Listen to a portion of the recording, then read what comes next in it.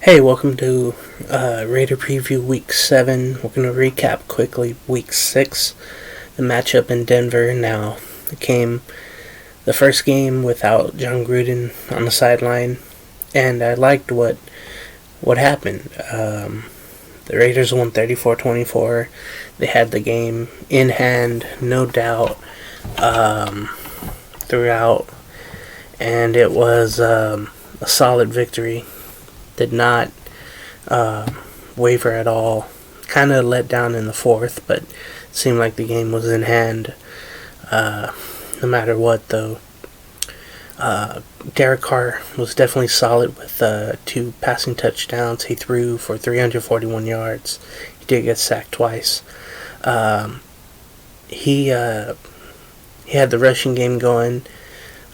There with Jacobs and Drake, they all scored a rushing touchdown each.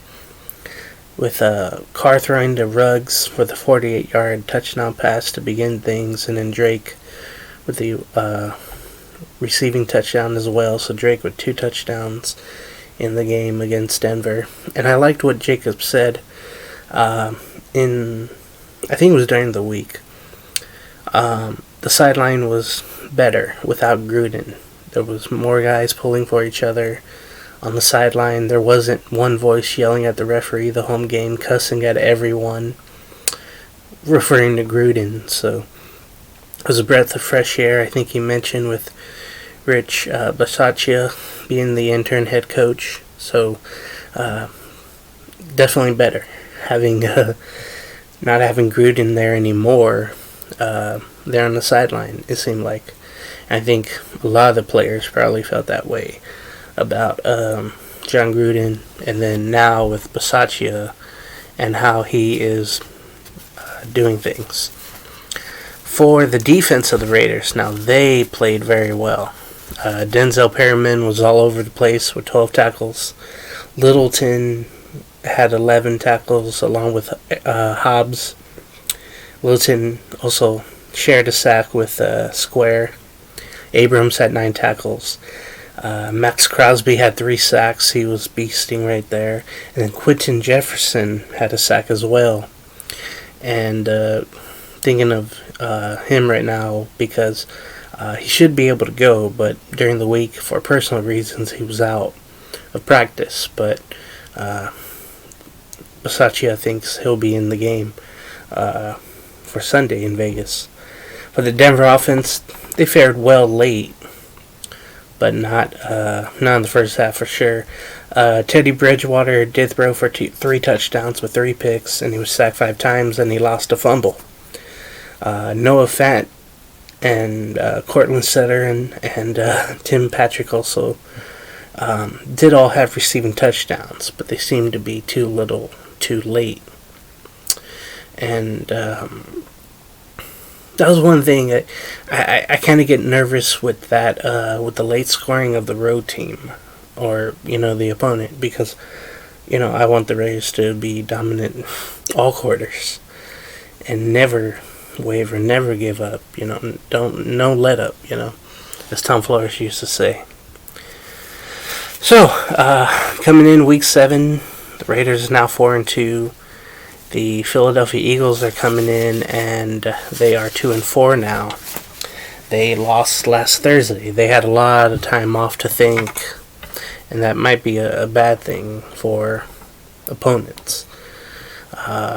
They're young. They are trying to figure it out. They lost Thursday against the world champion Bucks. I believe it was 28-21, and Hurts did run for 2 touchdowns. He didn't throw for many yards, 111. He did throw for a touchdown, but 1 pick.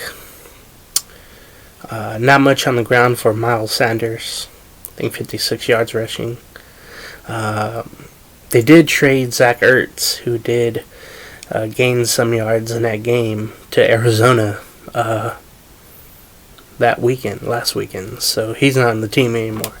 That means for the Raider defense, the obvious spotlight should be on Jalen Hurts to make sure he doesn't run free for first downs on key third down stops, Don't let Devontae Smith, Jalen Reagor go crazy. And they just activated Dallas Goedert. He is their now main tight end, and he was pretty much all season long since Ertz just didn't seem to want to be there from training camp on. Hurts is definitely a running threat, so you got to have that spy or have some linebackers on him or a safety coming in. I could definitely say Abram has improved. He's not doing stupid things. He's not getting bad penalties. He's definitely coming alive, and having Nate Hobbs doing what he's doing is amazing as a rookie. And then Max Crosby doing well. The defensive tackle's doing well. It's a great effort defensively. I can tell you all time the Raiders are 6-7 against the Eagles. Of course, the Super Bowl in 1980, season 81. Rod Martin got the 3 picks and he won the MVP.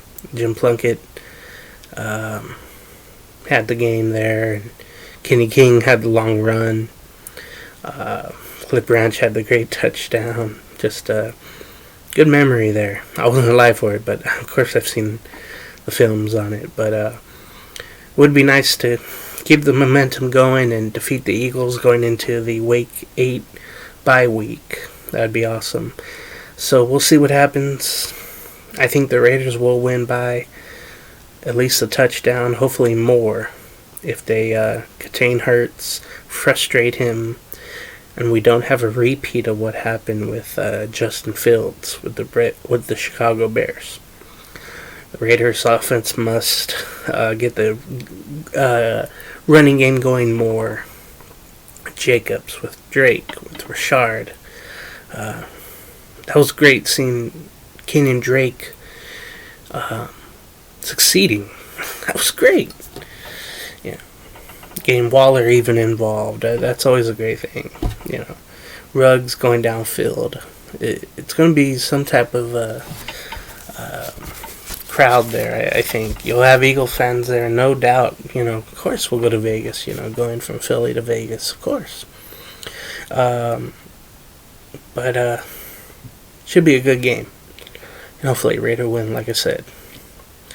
So we won't be with you for the Raider preview on Halloween weekend, but we'll be there for Week 9. So we'll see you then on the Raider preview. Shout out Raider Nation and everybody out there watching this. Take care, folks. Later.